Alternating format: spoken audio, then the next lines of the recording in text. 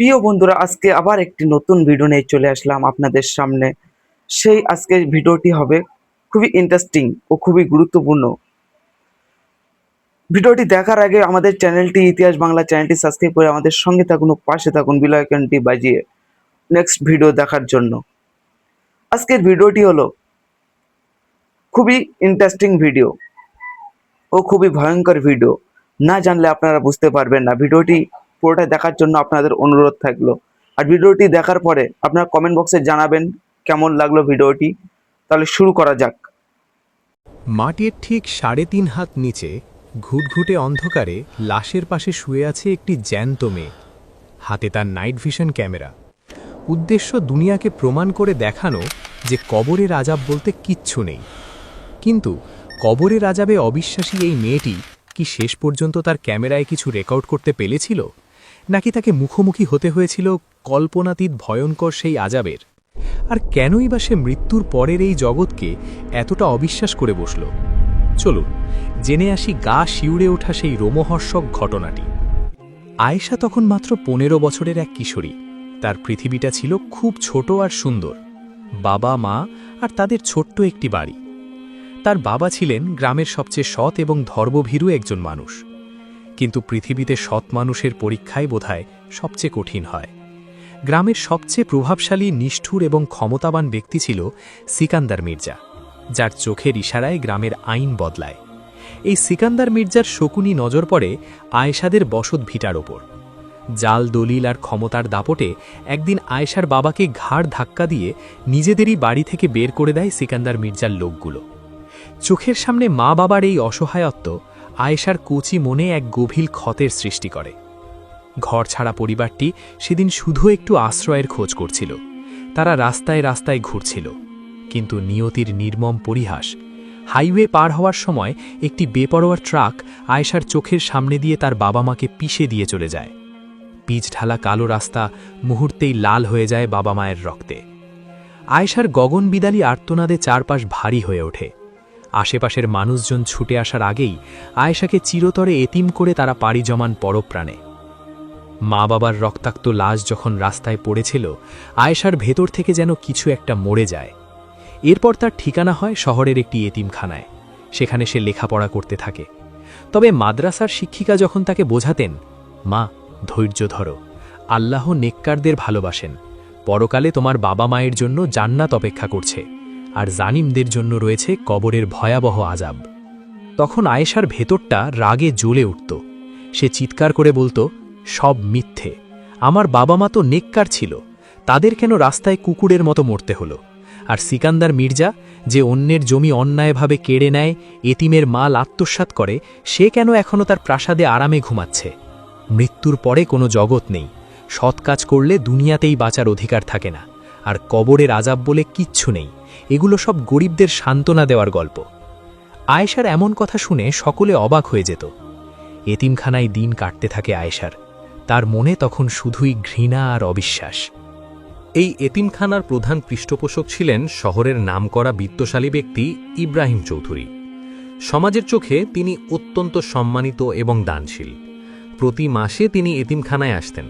কিন্তু আয়েশা খেয়াল করত, প্রতিবার আসার পর ইব্রাহিম চৌধুরী এতিমখানার সবচেয়ে বয়স্ক শিক্ষিকাকে দিয়ে একটি নির্দিষ্ট মেয়েকে দোতলার একটি আলাদা কামরায় ডাকতেন। সেই মেয়েটি ফিরে আসার পর কাউকে কিছু বলতো না। আয়েশার মনে বদ্ধমূল ধারণা তৈরি হয়, এই তথাকথিত ধার্মিক লোকটি আসলে ধর্মের লেবাসধারী একটা পশু। সে এতিম মেয়েদের দুর্বলতার সুযোগ নিচ্ছে।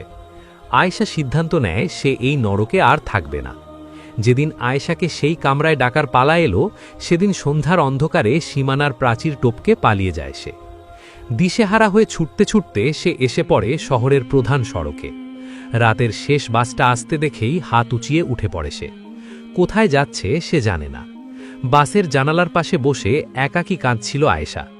ঠিক তখনই তার পাশের সিটে বসা এক মধ্যবয়সী মহিলা সুরাইয়া তার দিকে মমতার হাত বাড়িয়ে দেন।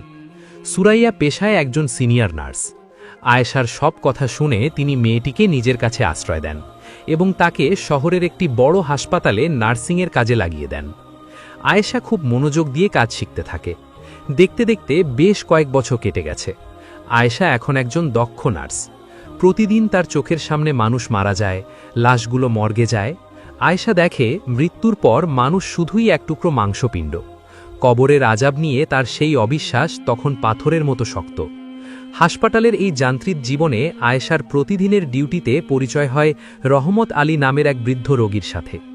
লোকটার অবস্থা খুবই সংকটাপন্ন। লাস্ট স্টেজের ক্যান্সার তার পুরো শরীরে জাঁকিয়ে বসেছে। ব্যথায় মাঝে মাঝেই তার শরীর নীল হয়ে যায়, কিন্তু আয়েশা অবাক হয়ে খেয়াল করে লোকটা ব্যথায় কোঁকালেও তার মুখে সবসময় একটা অদ্ভুত প্রশান্তির হাসি লেগে থাকে। ব্যথার তীব্রতা একটু কমলেই সে চোখ বন্ধ করে বিড়বিড় করে সুবহান আল্লাহ, আলহামদুলিল্লাহ সহ আল্লাহর বিশেষ নামের জিকির করে এবং আল্লাহর শুকরিয়া আদায় করে। আয়েশার কাছে এই বিষয়টা চরম বিরক্তিকর লাগে। যে স্রষ্টা এই লোকটাকে এত কষ্ট দিচ্ছে তার প্রতি এত কৃতজ্ঞতা কিসের? একদিন রাতের শিফটে রহমত আলীকে ক্যান্সারের কড়া ব্যথানাশক ইঞ্জেকশন দিতে গিয়ে আয়েশা আর চুপ থাকতে পারল না। ইঞ্জেকশন পুশ করতে করতে সে কিছুটা রুক্ষ স্বরেই জিজ্ঞেস করল, একটা কথা বলবেন চাচা? আপনার তো প্রতিটা নিঃশ্বাসে মৃত্যু যন্ত্রণা, আপনার নিজের বলতেও কেউ নেই, তারপরেও সারাদিন ওই অদৃশ্য সত্তার এত গুণগান কেন গান? কি দিয়েছে সে আপনাকে এই রোগ আর কষ্ট ছাড়া? রহমত আলী আয়েশার দিকে তাকিয়ে খুব মায়া ভরা একটা হাসি দিলেন। বয়সের ভারে আর রোগে ধুঁকতে থাকা কাঁপা কাঁপা গলায় তিনি বললেন, মারে, দুনিয়ার এই শরীরটা তো একটা ভাড়া বাড়ি। মালিক এখন নোটিশ দিয়েছে, তাই তো বাড়ি ছেড়ে দিতে হবে। আর এই যে কষ্টটা দেখছিস না, এটা তো আমার জীবনের সব গুনাহ মাফ হওয়ার সাবান মা। আল্লাহ আমাকে সুযোগ দিচ্ছেন পাক পবিত্র হয়ে তার কাছে যাওয়ার। আসল শান্তি তো এই দুনিয়ায় নেই মা, আসল শান্তি তো ওই অন্ধকারের ওপারে। আয়েশা তাচ্ছিল্যের হাসি হেসে বলে, মৃত্যুর পর শুধুই অন্ধকার চাচা, আর কিছু নেই। এসব ফালতু সান্ত্বনা দিয়ে নিজেকে আর কত ধোঁকা দেবেন? রহমত আলী আর কোনো তর্ক করলেন না, শুধু চোখ বন্ধ করে মুচকি হাসলেন। এর ঠিক কয়েকদিন পরের কথা। ভোরের আলো সবে ফুটতে শুরু করেছে। হাসপাতালের মনিটরে হঠাৎ একটানা বিপ শব্দ বেজে উঠল। রহমত আলীর ইসিজি লাইনটা একদম সোজা হয়ে গেছে। আয়েশা দৌড়ে এসে তার পালস চেক করল। না, লোকটা আর নেই। কিন্তু রহমত আলীর মুখের দিকে তাকাতেই আয়েশার বুকটা ছ্যাঁত করে উঠল। আয়েশা যেন পাথর হয়ে গেল। ক্যান্সারের সেই ভয়াবহ যন্ত্রণায় কুঁচকে থাকা মুখটা এখন আর নেই। রহমত আলীর নিথর চেহারায় ফুটে আছে এক অদ্ভুত সুন্দর স্নিগ্ধ হাসি, যেন সে বহু বছর পর তার সবচেয়ে প্রিয় কোনো মানুষের সাথে দেখা করতে পেরেছে। পুরো রুমে একটা অদ্ভুত প্রশান্তি খেলা করছে। আয়েশা চিকিৎসা বিজ্ঞানের যুক্তি দিয়ে নিজেকে বোঝানোর চেষ্টা করল, মৃত্যুর পর মেশি শিথিল হয়ে যায়, তাই এমন দেখাচ্ছে। আয়েশার মনের ভেতরের অবিশ্বাস আর অটল জেদ আরও দ্বিগুণ হয়ে গেল। সে শুধু একটা সুযোগের অপেক্ষায় ছিল, কবে সে হাতে নাতে প্রমাণ করতে পারবে যে এই পুরো ধর্মীয় কনসেপ্টটাই একটা ভুয়া জিনিস। একদিন সেই সুযোগ তার সামনে এসে দাঁড়াল। হাসপাতালের আইসিইউতে মুমূর্ষ অবস্থায় ভর্তি হলেন সেই ইব্রাহিম চৌধুরী, ইয়েতিমখানার সেই বিত্তশালী পৃষ্ঠপোষক, যাকে আয়েশা মনে প্রাণে ঘৃণা করে। আয়েশা তাকে দেখেই চিনে ফেলে। তার ভেতরে পুরনো সেই ক্ষোভ আবার জেগে ওঠে। সে মনে মনে হাসে, সবাই তোকে পীর ভাবে, সম্মান করে, কিন্তু আমি তো জানি তুই আসলে কি। তুই মরলে তোর কবরে আমি যাব, আমি রেকর্ড করব সব, দুনিয়াকে দেখাবো যে এত বড় একটা পাপী হওয়ার পরও কবরে তোর সাথে কিছুই হচ্ছে না। কয়েকদিন পরই ইব্রাহিম চৌধুরী মারা যান। বিশাল বড় এক জানাজা হলো। জানাজা শেষে তাকে দাফন করা হয় শহরের প্রধান গোরস্থানে। রাত তখন গভীর, চারদিক নিস্তব্ধ। আয়েশা তার দীর্ঘদিনের পরিকল্পনা অনুযায়ী একাকী পৌঁছে যায় সেই গোরস্থানে। একটি নাইট ভিশন ক্যামেরা, ফ্ল্যাশলাইট আর কিছু সরঞ্জাম নিয়ে অত্যন্ত সাবধানে সেই নতুন কবরের এক পাশ দিয়ে মাটি সরিয়ে ভেতরে প্রবেশ করে। কবরের ভেতরের দম বন্ধ করা অন্ধকার। ইব্রাহিম চৌধুরীর সাদা কাফনে মোড়ানো লাশটা পড়ে আছে। আয়েশা লাশের ঠিক পাশেই তার ক্যামেরা অন করে বসে থাকে। 1 ঘন্টা, 2 ঘন্টা, 3 ঘন্টা, সময় পেরিয়ে যায়। আয়েশা কান পেতে থাকে, কোনো শব্দ কি আসে কিনা। না, মুনকার নাকির তো দূরের কথা, একটা পিঁপড়াও লাশের কাছে আসেনি। ভোর হওয়ার ঠিক আগে আয়েশা একটা বিজয়ের হাসি হাসে। সে প্রমাণ পেয়ে গেছে। সে বিড়বিড় করে বলে, আমি জানতাম এসব কিচ্ছু নেই। পরদিন সকালবেলা আয়েশা সরাসরি একটি সোশ্যাল মিডিয়া লাইভে এসে বসে। তার চোখে মুখে চরম আত্মবিশ্বাস। সে ক্যামেরার দিকে তাকিয়ে বলে, আপনারা যারা সারা জীবন অন্ধবিশ্বাসে বেঁচে আছেন, আজ আমি আপনাদের চোখ খুলে দেব। ধর্মের নামে আপনাদের বোকা বানানো হচ্ছে। এই ইব্রাহিম চৌধুরী, যাকে আপনারা সম্মান করে মাথায় তুলে রাখতেন, সে আসলে একজন ভণ্ড ছিল। আমি গতকাল সারা রাত তার কবরে ছিলাম। আমি রেকর্ড করেছি সব। দেখুন এই ভিডিও, কবরে কোনো আযাব নেই। কিন্তু যখন স্ক্রিনে ভিডিওটি প্লে করা হয়, সবাই স্তব্ধ হয়ে যায়। আয়েশার চোখ কপালে উঠে যায়। স্ক্রিনে শুধু সাদা নয়েজ আর ব্ল্যাঙ্ক স্ক্রিন ছাড়া কিছুই নেই। উপস্থিত দর্শকরা ক্ষোভে ফেটে পড়ে। তারা মৃত ব্যক্তিকে অপমান করার জন্য আয়েশাকে আক্রমণ করতে তেড়ে আসে। চরম অপমান আর ধাক্কাধাক্কির মধ্যে দিয়ে আয়েশা কোনো মতে সেখান থেকে বেঁচে হাসপাতালে ফিরে আসে। সে সরাসরি সুরাইয়ার কাছে যায়। সুরাইয়া শান্তভাবে দাঁড়িয়েছিলেন। আয়েশা চিৎকার করে বলে, তুমি তুমি আমার ল্যাপটপ থেকে আসল ভিডিও ডিলিট করেছো, কেন করলে এমন? সুরাইয়া দীর্ঘশ্বাস ফেলে বলেন, হ্যাঁ আমিই করেছি। কারণ তুই একটা ভুল পথে হাঁটছিস আয়েশা, তুই নিজেকে ধ্বংস করে দিচ্ছিস। আয়েশা কোনো কথা না শুনে রাগে ফুঁসতে ফুঁসতে হাসপাতাল থেকে বেরিয়ে যায়। বিকেলের পড়ন্ত রোদ। শহরের বাইরে একটি নির্জন কুয়াশাচ্ছন্ন মেঠোপথ দিয়ে আয়েশা একাকী হাঁটছে। তার চারপাশের পৃথিবীটা যেন আজ বড় বেশি অচেনা লাগছে। হঠাৎ রাস্তার পাশে এক পুরনো বটগাছের নিচে সে একজন বৃদ্ধকে দেখতে পায়। ফকিরের বেশ, কিন্তু চেহারায় অদ্ভুত এক নূর বা প্রশান্তি। বৃদ্ধ হঠাৎ আয়েশার দিকে তাকিয়ে মুচকি হাসেন। আয়েশা থমকে দাঁড়ায়। বৃদ্ধের কণ্ঠস্বর খুব শান্ত, কিন্তু মনে হচ্ছিল কথাগুলো সরাসরি আয়েশার মস্তিষ্কে প্রতিধ্বনিত হচ্ছে। বৃদ্ধ ব্যক্তিকে আয়েশাকে বলেন, মা, দুনিয়ার হিসেব দিয়ে তো আসমানের মালিকের বিচার বোঝা যায় না।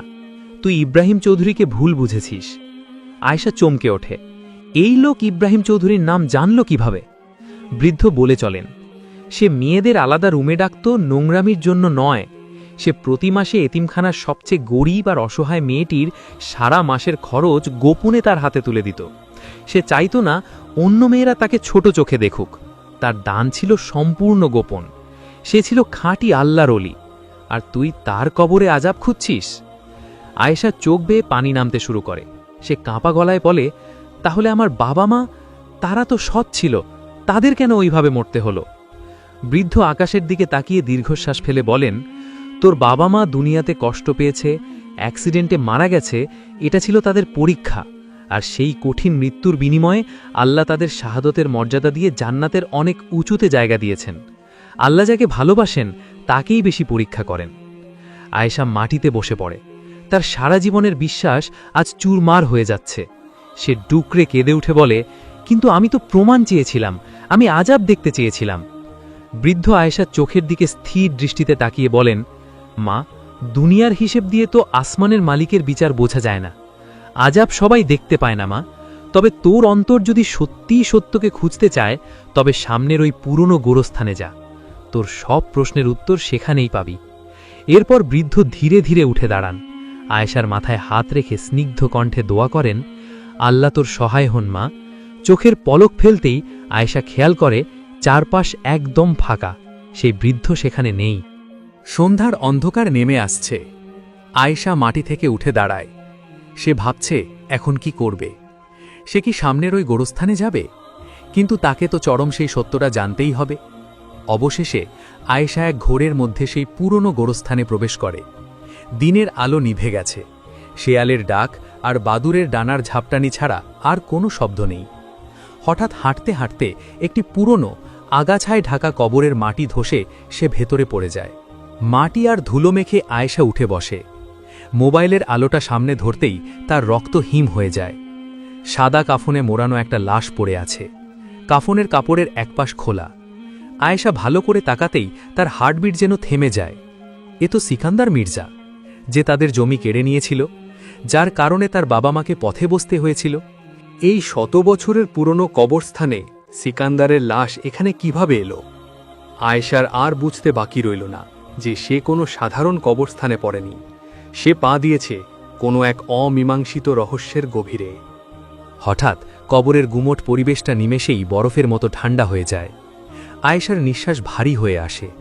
সে স্পষ্ট শুনতে পায় মাটির অনেক নিচ থেকে কে যেন ভারী শিকল টেনে আনছে। তার চোখের সামনে কাফনে মোড়ানো সিকান্দার মির্জার মৃতদেহটা হঠাৎ করে তীব্র বেগে কাঁপতে শুরু করে। আয়েশা ভয়ে পেছাতে যায়, কিন্তু সে দেখে গর্তের দেওয়াল ফুঁড়ে ভয়ঙ্কর দর্শন কালো কালো সাপ বেরিয়ে আসছে। সাপগুলো ফোঁস করতে করতে সিকান্দার মির্জার শরীরের ওপর উঠে পড়ে এবং নির্দয়ভাবে ছোবল মারতে থাকে। হঠাৎ অন্ধকারের ভেতর থেকে আগুনের আভা ফুটে ওঠে। আগুনের তৈরি ভারী হাতুড়ি নিয়ে এক বিশাল বিকট দর্শন সত্তার আবির্ভাব ঘটে। সে নির্দয়ভাবে সিকান্দার মির্জাকে আঘাত করতে শুরু করে। পোড়া মাংসের গন্ধে আয়েশার দম বন্ধ হয়ে আসে। সে চিৎকার করে উঠতে চায়, কিন্তু ভয়ে তার গলা দিয়ে কোনো শব্দ বের হয় না। সেই ভয়ঙ্কর সত্তাটি হঠাৎ আয়েশার দিকে তার জলজলে লাল চোখ ফেরায়। আয়েশা আর সহ্য করতে না পেরে সেখানেই জ্ঞান হারিয়ে ফেলে। পরদিন সকালে গোরখোদকরা এসে আয়েশাকে ওই গর্ত থেকে উদ্ধার করে ওপরে নিয়ে আসে। আয়েশার জ্ঞান ফেরে। সে স্তব্ধ হয়ে আকাশের দিকে তাকিয়ে থাকে। তার আর কোনো প্রমাণ দরকার নেই। সে বুঝতে পেরেছে আল্লাহ তাকে চরম সত্যটা নিজ চোখে দেখিয়েছেন। আয়েশা সম্পূর্ণ পাল্টে যায়। সে হিজাব পরে জায়নামাজে বসে নামাজ আদায় করে। নামাজ শেষে দুহাত তুলে অশ্রুসিক্ত কণ্ঠে বলে, ইয়া আল্লাহ, আমার অহংকার ক্ষমা করো, তুমিই সত্য। তো বন্ধুরা, ভিডিওটি কেমন লাগলো কমেন্ট করে মতামত জানাবেন। ভিডিওটি খুবই শিক্ষামূলক ও নাটকটি আপনাদের উদ্দেশ্যেই।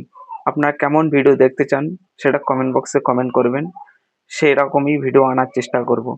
আজকে এই পর্যন্ত।